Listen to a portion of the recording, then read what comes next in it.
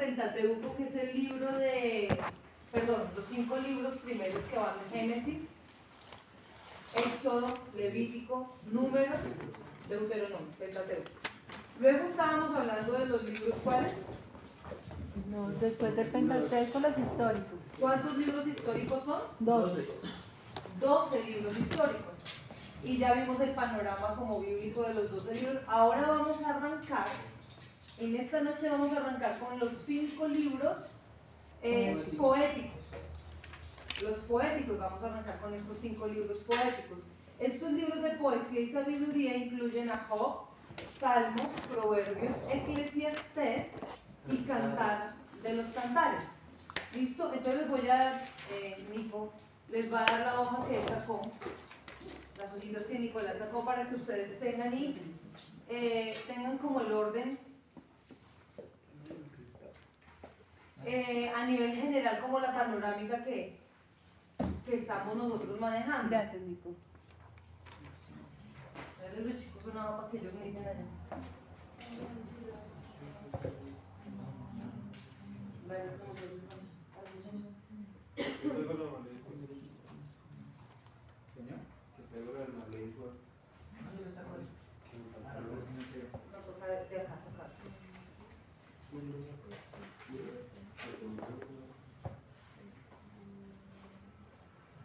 Entonces, ahí ustedes están viendo, vamos a mirar los 5 libros.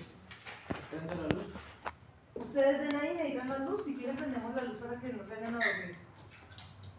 Es que no se ve casi lo de la hoja, está bastante borroso. Sí, la Entonces es mejor prenderla para... se ve muy borrosa la foto. Si no, hay muchas cosas que toca como verlas con la luz. Acá está el original, si ustedes quieren vuelven y lo sacan del original para que lo tengan. Vamos a mirar. Los 5 libros de poesía incluyen los que acabamos, los 5 cuadros que ustedes tienen ahí. Job, Salmos, Proverbios, Eclesiastés y Cantar de los Cantares. Me impacta porque la manera en cómo se escriben, sobre todo lo que es Salmos, Cantar de los Cantares e incluso los Proverbios y gran parte del Eclesiastés, porque el libro de Job se maneja de una manera diferente y ya lo vamos a mirar. Es que para entender un poco de estos libros que son poéticos, se hace necesario también entender cómo era el método de poesía de los hebreos. Nosotros conocemos por poesía como algo que más rima, ¿verdad? Pero más que tener una rima, porque ustedes miran los salmos y muchos salmos no tienen rima, ¿no, Nico? Lo que tienen que es, tú como artista, como ministro, ¿qué les notas tú a los salmos? Tienen como una base, solo, digamos en los proverbios. No, salmos. Como empieza, termina, siempre está como en un punto central. Entonces, lo que más impacta de los salmos no es tanto la rima. Lo que impacta es el sentimiento que plasma el autor. Por eso se habla de una poesía, porque es algo que ya va plasmado como del sentimiento. No es tanto que las palabras se acomoden todas. En muchos casos, eso lo vamos a mirar mejor la próxima semana, pero en muchos de los casos se usan letras del alfabeto hebreo y acomodan por las iniciales, son como acrósticos. ¿Ustedes saben qué es un acróstico? ¿Todos saben qué es un acróstico? Ahí los romanticones ya saben qué es un acróstico. Ya supieron que es un acróstico. Un acróstico es un poema que empieza por palabras. Entonces vamos a hacer un acróstico con el nombre de Sara. Entonces la primera letra es la S, y entonces con la S se saca un poema, luego de la A otro, de la R otro, de la R, perdón, y luego de la A otro. Fácil. Sí, sencillo, algo fácil. Y así es un acróstico, cada letra se saca una especie de estrofa. En muchos salmos se encuentra ese orden. Más que encontrar como una rima, lo que hay es un sentimiento plasmado, el corazón. Por lo general los salmos están escritos, son muchos autores los que lo escribieron, sí, es tan tierno. Me impacta tu ternura, ministra mi corazón. Yo creo que, mira, Sí. Dale gracias a Dios porque yo no. En fin, volvamos. Es bien impactante porque los salmos están escritos por diferentes autores. Y en los salmos se narra la vivencia. El corazón de alguien se abre y cuenta, narra una historia de lo que hay muy profundo en su ser. Por lo general los salmos son devocionales, es el momento devocional de alguien y lo plasmó en un poema, más que todo eso. Bueno, vamos a mirar, antes de que ustedes hagan sus panoramas o sus cosas, vamos a arrancar. Creo que debemos, la semana pasada, no sé si alcanzamos a copiar todo lo que es el bosquejo teológico del libro anterior, ¿me recuerdan? Creo que no. Vimos como los hechos principales y Creo que entre la pastora ellas hasta se ahí llegó llegó. a hablar de los otros temas y no. Creo que la profesora lo mató. Y en esos hechos principales pues no se habló muy, No, sino de la muchachos, valentía. perdónenme, eso sí fue lo mío, les voy a dictar rápidamente eso. Bosquejo teológico de Josué, porque antes de que vayan a pegar esta hoja, creo que ya la pegaron. Sí. De inmediato. Yo le doy continuación aquí a la letra. No Continuará. se le vaya a enredar esa cuestión ahí a la gente. Bosquejo teológico de Josué, igual yo voy a revisar los ejemplos. Bosquejo teológico del libro de Josué. Vamos, primer punto, 1, número romano.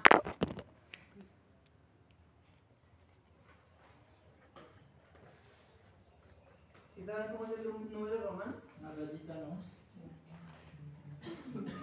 ¿Sí? Sí.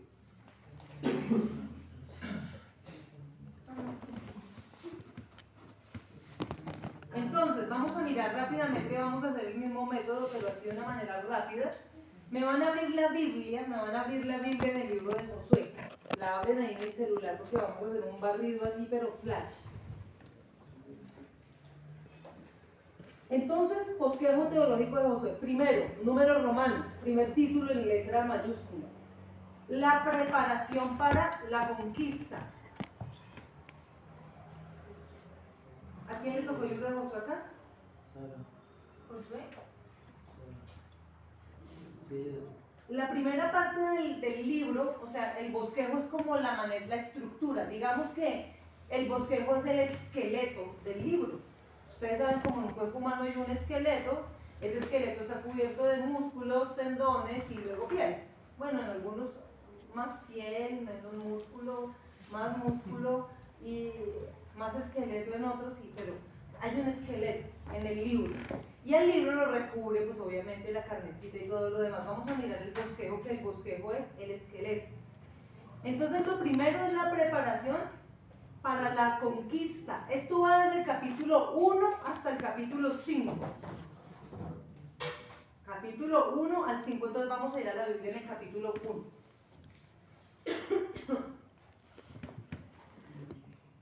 Ahí el versículo clave tal vez de este primer capítulo es: sé fuerte, verso 6. Si quieren, márquenlo porque ustedes abrieron la Biblia para que lo marquen.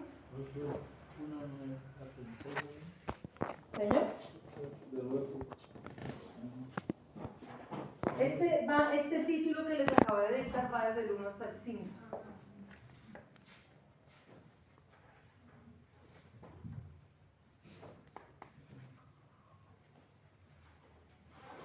De ese capítulo 1, súper impactante, versículo 5 y versículo 6, de por sí que todo el libro de Josué es bien impactante. Pero versículo 5 y versículo 6, como estuve con Moisés, voy a estar contigo. Nadie, absolutamente nadie, va a poder hacerte a ti frente. Es la promesa que Dios le da a Josué. Ustedes saben que no hay promesa sin mandamiento. Siempre que Dios te da a ti una promesa, Dios te está pidiendo que tú hagas algo. Dios promete prosperarte, bendecirte, pero Dios te manda, uno, que seas diligente en tu trabajo, que lo hagas de una manera excelente. Dos, vamos a los pactos de la antigüedad. ¿Qué vemos en los pactos de la antigüedad? ¿Quién me ayuda? Háblenme de Jacob, Maribel. ¿Qué hizo Jacob? ¿Qué pactó Jacob cuando no tenía un peso? El ni tenía nada? 10%. Dijo que si Dios lo traía nuevamente a su casa y si le daba de comer y Es de su vestido, corazón. le iba a Porque dar el fíjense, 10% de todo lo que escogiera. que no era un mandamiento sobre él. fue una cuestión del corazón de Jacob. Pero Dios le habló a él: si tú te mantienes en integridad, si tú eres obediente, o sea, siempre te voy a bendecir y te traeré también conmigo. Él de su corazón hizo una promesa para Dios. Pero también Dios, al ver el corazón de una persona que se está ligando a él y pactando con Dios, Dios fluye en promesa.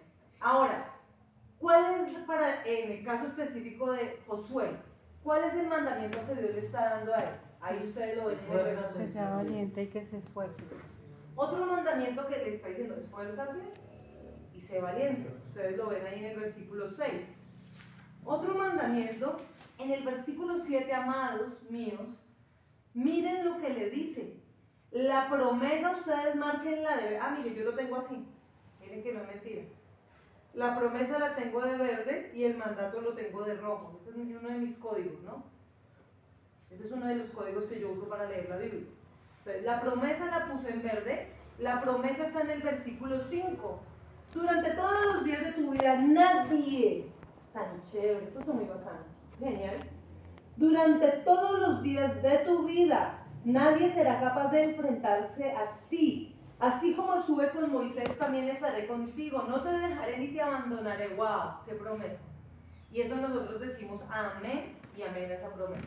Pero luego el Señor le dice, desde el 6 hasta el 9, sé fuerte, sé valiente, porque tú harás que este pueblo era de la tierra que les prometí a sus antepasados. O sea, ya no solamente la promesa es para ti, la promesa a través de tu vida empieza a incluir, a bendecir a otros. Miren, el problema de mucha gente y no recibe la bendición de Dios, mucha gente, les voy a decir por qué, es que la gente es muy egoísta. La gente quiere para mí. Yo quiero para mí, ¿para qué? Para que vean, para mostrar, para sobresalir, para tal vez enorgullecerme. Y por eso les decía con esa cierta canción que sacaron por ahí del boquete en el zapato, que eso ni 5 de Cristo tiene, ni 5 de lenguaje espiritual ni bíblico tiene. Ahora tengo yo no sé cuántos pares de zapatos y yo no sé qué. Yo digo, ¿eso en qué me edifica? ¿En qué me ministra? Y solamente estoy viendo el corazón de una persona que está hablando en su carne, porque para mí eso no tiene ningún sentido. Alguien que canta una canción en su carne no tiene sentido. No tiene ningún sentido. Mire, mucha gente no logra experimentar verdadera bendición de Dios porque está pensando solamente en sí misma. La bendición que Dios le promete dar a Josué lo incluye a él, pero también incluye al pueblo. Entonces, ustedes, estábamos hablando con Elkin el día de ayer de lo que vamos a hacer nosotros en evangelismo. Yo les mandé la imagen, les mostraba cómo la idea. Lo que yo quiero hacer, y les digo a ustedes francamente, es que cada uno por mínimo en su bolso, en su maleta, en su morral, como quieran llamarle, por mínimo cargue una docena de separadores. Tenemos que hacer una inversión y eso cuesta. Tal vez Dios nos va a dar el recurso porque es para llevar el evangelio. Cada uno por mínimo va a tener que por mínimo, por poco, cargar 12. No para que los lleve ni los use en su Biblia, 12 separadores, uno por cada mes del año, no. Esos separadores van a tener la imagen impresa cruz igual amor.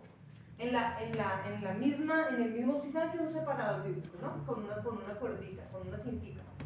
Va a tener el dato de la iglesia, lo que son las redes sociales, el QR, y va a tener el texto y la dirección, o sea, los datos de la iglesia. Cada vez que usted tenga la oportunidad de hablar con alguien, de compartir con alguien, algún cliente, alguna persona, le dice, mira, y ahí está.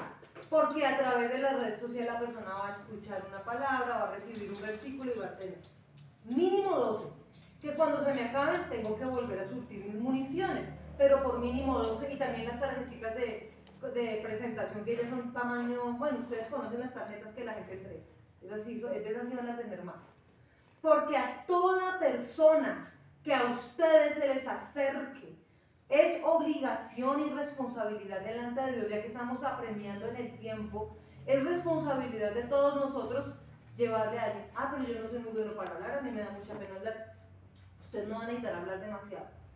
El Espíritu Santo mismo se va a encargar de hablar, usted simplemente va a entregar, se encarga de entregar. Dios se encargará de hacer el resto. ¿Listo? Es lo que vamos a hacer. Y es la misma imagen del aviso que vamos a mandar a hacer. Va a ser el mismo concepto, la misma imagen la que vamos a tener plasmada en el aviso de acá y en el rompegráfico. Vamos a tener el rompegráfico, vamos a tener el aviso y van ustedes a tener sus. Y va a ser el mismo de los buzos. ¿Ustedes vieron el buzo de Alex de Cadiz? Cuando él vino con el de la empresa, ¿sí le vieron el buzo a Alex, el esposo de Carolina? Súper lindo ese buzo de capota. Así vamos a hacer los buzos.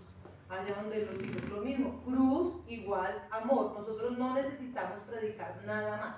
Es lo que se necesita, un mensaje de salvación. Eso es lo que vamos a usar todos nosotros. Entonces, fíjense que le dice a él que él va a hacer que el pueblo herede. O sea, no solamente usted piense, ay, yo voy a tener la bendición de Dios. Ay, yo quiero estar bien. Ay, no, muy lindo todo eso y muy genial. Pero decía el Señor Jesús, los fariseos hacen eso. Piensen en su propio bienestar y en los de los que los más cercanos están a él, los rodean más cerca. Eso lo hacen los fariseos. O sea, el Señor siempre nos está llevando a nosotros a trabajar y a dar un paso más adelante. Entonces, fíjense ustedes que acá la promesa, o el mandato después de la promesa sobre Josué es, nadie te va a enfrentar, esa es la promesa. Voy a estar contigo, todo va a estar bien, fresco, todo bien, yo te respaldo, siempre te voy a respaldar. Pero tú eres el encargado de heredar y hacer que otros hereden. Juan David, no me botes más cosas. Tú eres el encargado de heredar y hacer que otros vengan a la herencia. ¿Sí me explico? Nosotros no podemos pensar solamente en nosotros. Nosotros no podemos estar pensando yo quiero, yo, no. Eso es egoísta. Entonces vamos a empezar a hacer esto. Luego le dice, solo te pido que tengas mucho valor y firmeza para obedecer toda la ley que mi siervo Moisés te ordenó. No te apartes de ella para nada. Acá ya está hablando otro mensaje. La ley, la palabra, el mandato. Es lo que está diciendo. El mandamiento. No puedes apartarte de la... O sea, es decir, a ti no te puede regir la constitución de los hombres. A ti no te pueden mover las noticias de Caracol, de RCN, de City TV, NTN, 24, CNN. A ti no te puede regir. Eso no es lo que moldea tu vida, ni tu ascendencia genética, ni tus compañeros de trabajo, ni tus vecinos, ni tu barriada, ni nadie puede regir tu vida. Tu vida no se puede regir por los principios que otros quieran ponerte. Tú no puedes permitir que la gente piense por ti. Tú no puedes permitirle a tu cabeza recibir los pensamientos de la gente. ¿Es tan fácil? Espero tan sencillo como que alguien te bota un comentario y se te queda en la cabeza. Y tú empiezas a ver las cosas tal vez así, ay sí, es verdad. Ay sí, va a llover. Ay sí, es difícil. Ay sí, es terrible. Ay sí. Se quedan esos dardos. No nos puede regir como patrón de vida el pensamiento del colectivo. A nosotros nos rige ¿qué? La palabra. Es lo que le dijo Josué. Le dijo, esta ley no se puede apartar de tu boca, no se puede apartar de tu corazón. Esta es la ley, no te puedes apartar. Y le dice, solo así. Y acá hay una condición. Hay un condicionamiento. Solo así tendrás éxito donde quiera que vayas. Yo voy a ir contigo donde vaya, yo te respaldo para lo que sea. Acá estamos. Pero, la palabra tiene que estar en ti. No te puedes apartar. Es la única manera en que tú vas a tener éxito. Acá lo está diciendo. Entonces, si el Señor nos está hablando a nosotros a través de este libro, nosotros debemos comprender. Y habla de aprender la palabra, habla de meditarla en el versículo 8. Luego en el versículo 9 vuelve y le dice, ya te lo ordené. Sé fuerte y valiente. No tengas miedo. No te desanimes porque el Señor tu Dios te acompañará a donde quiera que tú vayas. No tengas miedo, tienes que ser valiente. Acá vimos un panorama, capítulo 1. Vamos a mirar, después del título me ponen por favor una A. Yo les dije, la preparación para la conquista va desde el 1 hasta el 5. Capítulo 1 al 5. Letra A y una bolita, enciérrenla en una bolita o háganle como un paréntesis, ¿cómo se llama? O una A y un puntico. Es un subtítulo. Del comandante habla en el capítulo 1. Ya vamos a mirar. B, primero. A, del comandante, capítulo 1. B, del pueblo, capítulo 2 al 5. ¿Alguien se acuerda del comandante?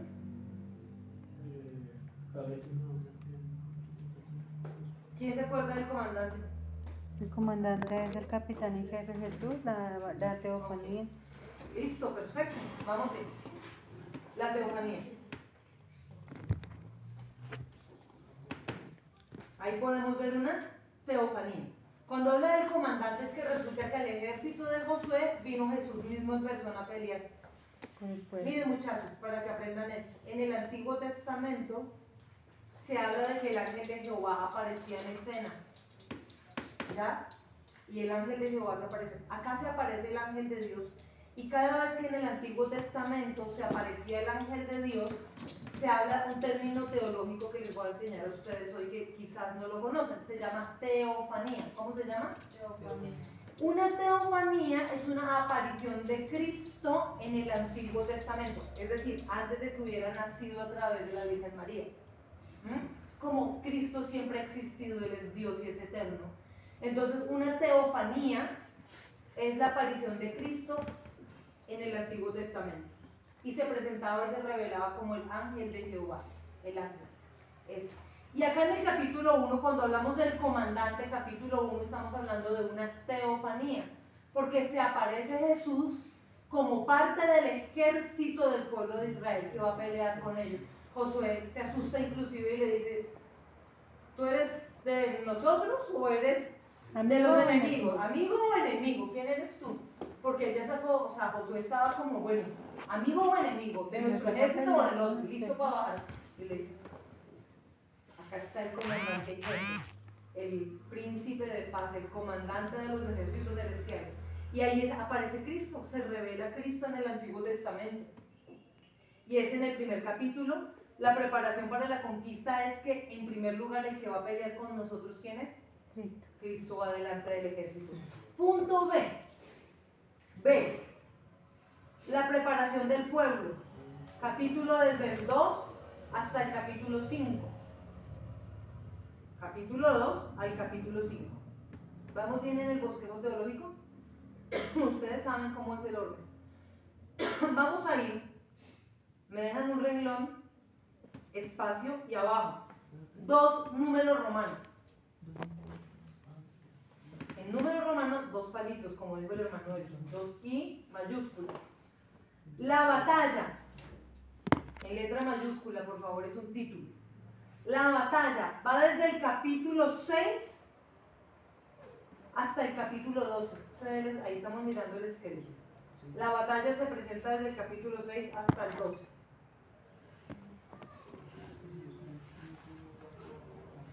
A, abajo, A, puntico, A, corchete, A, como quieran ustedes ponerle el subtítulo. A.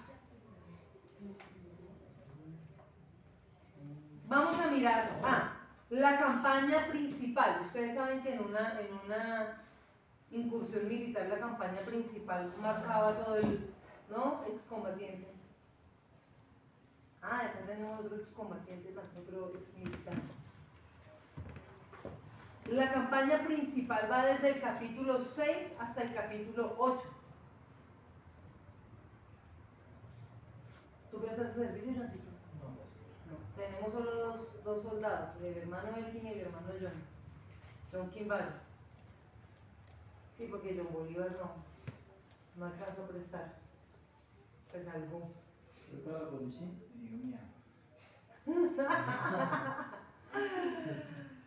La campaña principal, le creo. Capítulo 6 al 8. B. Siguen las campañas del sur y del norte.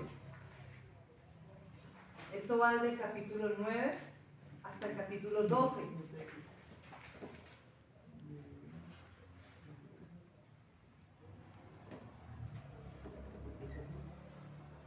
Las campañas sur y norte van desde el capítulo 9 hasta el 12. Espacio vamos a pasar al punto 3, número romano. Dejen un renglón. Espero que estén siendo organizados porque Dios mío. Voy a traerme el sello de cara triste y calla de carita feliz. Yo no sé cómo estás pidiendo. Del sur al norte, el capítulo del 9 al 12. 9 al 12. La campaña que ellos incursionaron hacia el sur y hacia el norte. Ustedes saben que ellos iban peleando, iban distribuyendo luego las tierras. Entonces lo vamos hacia acá, sigue el siguiente punto. Ellos empezaron a conquistar. Eso no fue como que tomen, ahí tienen, sino que esa es la tierra, peleen por ella.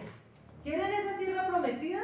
Mijo, pues la pelea es peleando y les tocó ir a pelear allá. Pero entonces tenían la garantía que el príncipe de paz, el príncipe y comandante de los ejércitos celestiales iba delante de ellos. Y tenían la promesa, nadie les va a poder hacer frente. Atesoren la palabra, la Biblia y traen todo bien, no hay problema. Bueno, espacio, 3 en número romano. Sigue, distribución de la tierra desde el capítulo 13 hasta el 22. La distribución. Entonces ahí ya empezaron a distribuir las tierras. Capítulo 13 al 22. ¿Se está escribiendo en un sitio? Toca revisar también la letra ya. No es cursivo entonces. Voy a traer el sello de característica. Y me tengo que poner una característica ya roja. Espacio. Cuarto en número romano. ¿Saben cómo se escribe el número cuarto en romano? Ajá, muy bien. No, distribución de la tierra no tiene punto A ni B. No, distribución de la tierra va toda del capítulo 13 hasta el 22. Cuarto número romano, un palito y uno bueno. La despedida de Josué se despide en los capítulos 23 y 24.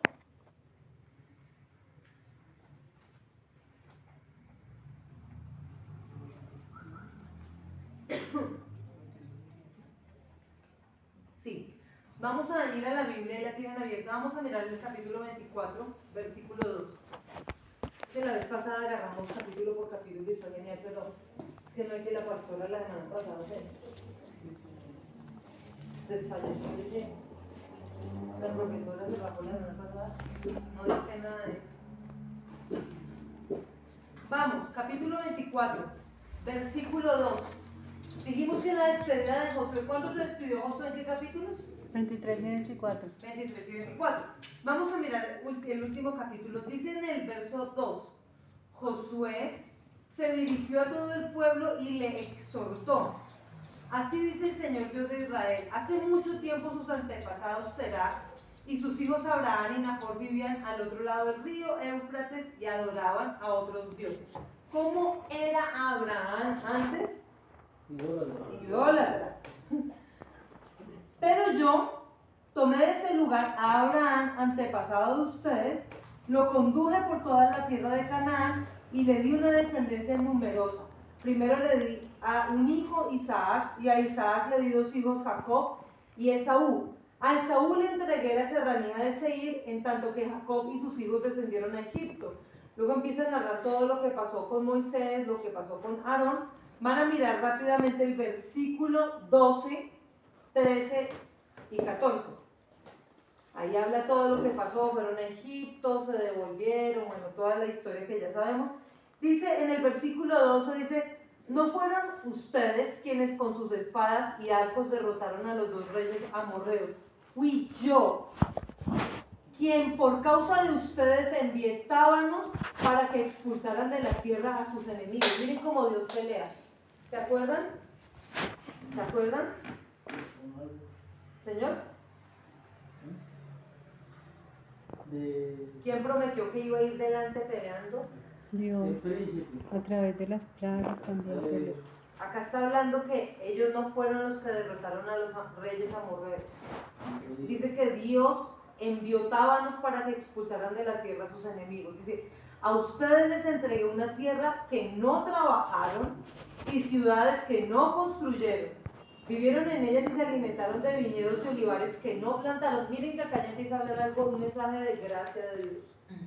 Porque hay una parte que Dios dice, vayan y peleen y conquisten. Y esa es la parte que nosotros tenemos que hacer. Pero no puede ser. Fíjense que la gracia les estaba entregando casas construidas, viñedos plantados, olivares plantados, higueras plantadas, una tierra que ya está produciendo, una Ya tierra había que ha sido sido trabajada. trabajada y está produciendo. Esa es la promesa de Dios. Amén. Esa es la promesa que Dios tiene para cada uno de sus hijos. O sea, la historia de Israel no es diferente de la nuestra. Nosotros fuimos como Abraham en otro tiempo, idólatras. Todos acá sin excepción, todos éramos enemigos de Dios. Y aún así éramos enemigos y Él nos amaba. Él nos llamó de la idolatría en la que vivíamos y nos llamó a ser parte de su pueblo. Habla la historia de cómo el pueblo fue esclavizado en Egipto y cómo Dios peleó para liberarlos de Egipto. Luego les dice, les voy a entregar finalmente, la promesa sigue en pie. Esa tierra era para ustedes, les pertenecía. Tienen que conquistarla. Deben desalojar a los cananeos, y la historia de desalojar a los cananeos no es porque Dios sea injusto. La historia de desalojar a los cananeos es porque los cananeos eran una plaga de gente. Honestamente, gente que no merecía vivir. Gente que era muy mala, gente que había transgredido todos los límites de la misericordia, del amor, del perdón, todos los límites. Era gente de verdad muy sucia. O sea, ustedes se ponen a mirar históricamente quiénes eran esos pueblos cananeos, y era gente, uno lo habla fácil, uno dice, ay, sí, es que eran idólatras. Es que idolatría no es solamente adorar un muñeco, es que la idolatría de ellos la llevaban a niveles de deshonra y prácticas de verdad vergonzosas, prácticas que se han establecido en medio de nuestra cultura actual, ahora mismo, prácticas deshonrosas. Nosotros sí tenemos que tener una posición como iglesia. Yo no voy a parar de decir esto. Tengo que cumplir delante de Dios. Nosotros en este momento necesitamos, es que se hace necesario que la iglesia ahora mismo tenga una posición radical. O usted es o usted no es. Usted no puede andar a medias tintas con Dios. O usted es amigo de Dios o es enemigo de Dios. No hay un punto medio, es que hoy soy amigo tuyo y mañana soy tu enemigo. No, esto no es un juego. No lo es. O tú eres amigo de Dios o simplemente estás en el equipo contrario, pero tú no puedes estar jugando a dos bandos. Se necesita tener una posición radical. Nosotros amamos a los pecadores. Nosotros tenemos misericordia con el que ha pecado y ha fallado. Pero nosotros no podemos hacernos partícipe. Nosotros no podemos hacerle campaña. Entiendan esto, por favor, no se echen maldiciones encima. No hagan que las bendiciones de Dios se cierren sobre sus vidas. No se cierren ustedes mismos las puertas. La gente no entiende. Y la gente cree que ser cristiano es un juego y una moda actual. Ay, soy cristiano, pero un cristiano moderno. Y salen a publicar en redes sociales cosas a favor de los homosexuales. Yo no digo que los aplastemos. ¿Me entienden? Pero nosotros no podemos ir a favor de personas que ya perdieron todos sus derechos delante de Dios. Nosotros no podemos ir a pelear por la causa de gente pecadora. Ustedes ni yo podemos ir a las marchas LGTBI a defender esos derechos. Discúlpenme. Disculpen, pero si ustedes tienen ese tipo de pensamiento, deben entregarle esto a Dios. Ahora que vamos a ir a los desfiles de ellos, a atacarlos y a tirarles, o sea, no. O sea, tampoco. Porque eso hacen muchos religiosos y van a gritarles cosas y insultarlos, y de eso no se trata. Esa no es nuestra pelea. Pero tampoco usted puede andar publicando cosas ni haciendo cosas que no le corresponden. Se necesita tener una posición radical. Pecado es pecado. Y en este tiempo la iglesia necesita. Miren, es una gran mentira que un homosexual se va a ir al cielo. Por ahí ha salido gente desde púlpitos y iglesias grandes diciendo los homosexuales se van a salvar. Eso es una mentira, eso es una herejía. Menos que se arrepienta. Eso es una mentira. Un homosexual no va a ir al cielo. No, disculpe, pero un homosexual no se va al cielo. No, porque si una persona se arrepintió ya no es homosexual. Ya no se denominaría de esa manera. Regenerado. Es una persona que nació de nuevo. Y yo he conocido gente que ha estado en el homosexualismo y ha cambiado. He conocido testimonios. Personalmente conozco a 2 personas que fueron bien para el otro lado y ahora son bien de nuevo lo que Dios creó en ellos. Nosotros tenemos que tener una posición bien radical. Pues fíjense que esto que el Señor les dice a ellos, entren y despojen, es lo que la Biblia dice, que lo que el impío amontonó le pertenece a los hijos de Dios. Hay cosas que uno dice, pero ¿cómo? Miren, por pura gracia de Dios usted empieza a heredar y a recibir cosas. Miren, casas que usted no construyó, viñedos que usted no trabajó, que no plantó, que no cuidó, y usted tiene el derecho de ir a recibir. Eso es pura gracia de Dios, y es lo que Dios le está diciendo al pueblo acá. Pero había una condición: este libro lo van a abrazar, no se van a separar de la palabra, van a caminar en obediencia a Dios. Se necesita eso para que se cumpla esto. La gente quiere que se cumpla esto sin abrazar los principios bíblicos. Si usted no abraza los principios bíblicos, si usted empieza a congraciarse con gente que está mal, les voy a decir algo de parte de Dios, el Señor los va a reprender. Y ustedes más, porque ustedes conocen de Dios. Si una persona es ignorante afuera, si una persona no conoce a Dios, se le juzga de acuerdo a su ignorancia. Pero al que más se le da, más se le pide. Usted conoce de Dios, su posición tiene que ser diferente en este momento. Debe ser radical. Debe ser radical con respecto a todo este tipo de cosas. ¿Cómo es que yo veía un concejal? ¿Es concejal homosexual? ¿Es concejal? Un concejal que es con voz de hombre y una cosa que ya rayan hasta... es un travesti. Es una cosa que ya raya hasta no solamente en el irrespeto y es una mofa, una burla, aparte una cosa súper inculta, de mal gusto, una cosa súper grotesca, un señor con senos, perdón, y pelo y maquillado, pero con voz de señor, o sea, una cosa aberrante, pero en serio que usted mira eso, mi espíritu reprende ese tipo de cosas, las repele y las reprende, porque no hay nada mejor que un macho sea macho. Un hombre tiene que ser macho y berraco, y un tipo fue creado por Dios para ser hombre, varón, pues. Y una mujer tiene que ser mujer, tiene que aprender a ser femenina, es delicada. Finalmente sacaron un título ayer en la Universidad del Rosario de abogade, esa palabra ni siquiera existe, abogade, cuando todo se va a resumir al final de la historia en ginecólogo o urólogo. No hay otra especialidad. Si un hombre sí se haya operado, tiene que ir al médico en su edad adulta o en algún problema, así se haya operado y hecho la transformación, un urólogo lo tiene que atender, porque su sistema interno es para un urólogo, no da para otra cosa, es un urólogo, no un ginecólogo. No va a funcionar. Y a una mujer un ginecólogo se resume en dos: urólogo, ginecólogo. Así nos quieran decir abogade o todo ese tipo de vainas, no binarios y toda esa cuestión. Se resume.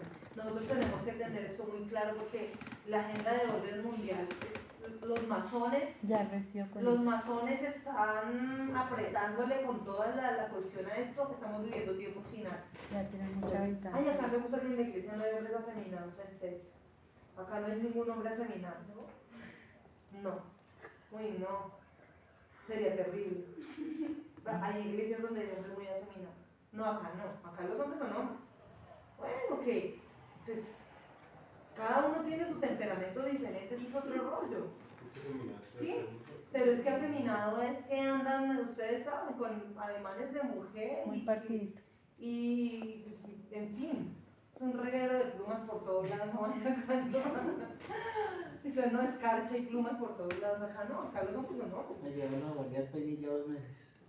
Sí, Sí, les les parten quita las la uñas. Listo, seguimos. Verso 14. Por lo tanto, ahora ustedes entréguense al Señor. Ay, tan lindo. Miren que lo está hablando una persona que había andado entregada a Dios. ¿Ustedes creen que qué hizo este hombre? Este tipo le tocó ayunar. Moisés se fue ayunando y estaba en la gloria de Dios, y a este hombre le tocó sostenerse por la gracia. Uno ayunando en la gloria de Dios, pues qué hambre le va a dar, porque estaba como por allá en el lugar espiritual más elevado, Moisés. Y este escudero le tocó tirar ayuno también, yo lo sé. Sí, claro, porque él estaba... Este hombre era increíble, de verdad que Josué es un héroe. Dice, por lo tanto, ahora entréguense ustedes al Señor y sírvanle fielmente. Desháganse de los dioses que sus antepasados adoraron al otro lado del río Éufrates y en Egipto, y sirvan solo al Señor. Y entonces la gente sale toda emocionada y dice: nunca vamos a abandonar a Dios, y ahora sí, y en fin. Acá está la despedida de un hombre grande. ¿Cómo se despide un hombre grande? Con la autoridad que le da haber vivido una vida Bonito. digna delante de Dios, que es capaz de ya en su etapa final de su vida decirle a otros, hagan lo que yo he hecho, entréguense a Dios. ¿Listo? ¿Vamos? ¿Quieren exponer, muchachos? ¿Quieren hablar? ¿Alguno tiene que hablar de la tarea? Sí, claro, tenemos tarea. Hasta acá dejamos el bosquejo teológico, ¿sí? Ya les dije el último punto, ¿no? ¿Cuál es el Ay, sí, ahora sí, no se me olvidó. La despedida de Josué, capítulo del 23 al capítulo 24. Así Sí, se ya. despidió el grande, diciendo, Dios nos entregó cosas que no trabajamos, fue por pura gracia, el Señor estuvo con nosotros, ahora vamos a caminar con Él. Bueno, ustedes, porque yo ya me parto de Retírate, la no te tierra, vuelvo a les digo que volver a ustedes decir. amen a Dios y caminen con Él.